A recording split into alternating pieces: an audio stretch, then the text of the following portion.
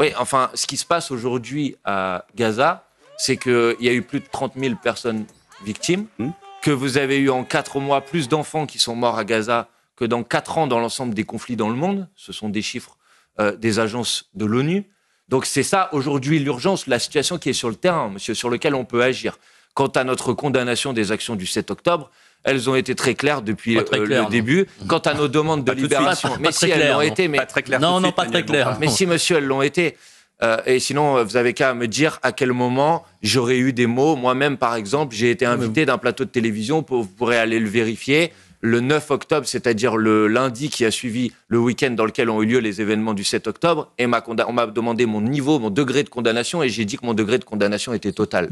Si ça ne vous suffit pas total, je ne sais pas qu'est-ce qu'il fallait dire. Vous avez eu un mot tout à l'heure sur l'Ukraine et la Russie, vous avez dit qu'il y a un agresseur et un agressé. C'est la même chose au Proche-Orient, il y a un agresseur et un agressé. La population civile de Gaza est agressée. Le 7 octobre, qui est l'agresseur, qui est l'agressé? Non, mais j'ai déjà répondu 15 fois à cette question, y compris sur votre plateau, monsieur. Dans les événements du 7 octobre, la responsabilité, elle incombe au Hamas, c'est une évidence. Très bien. Ça s'inscrit dans un contexte. Merci, Emmanuel. Oui, mais je ne cherche pas à vous faire plaisir. C'est pas une question de plaisir, monsieur, vraiment. Monsieur, pas dans ce contexte. Monsieur.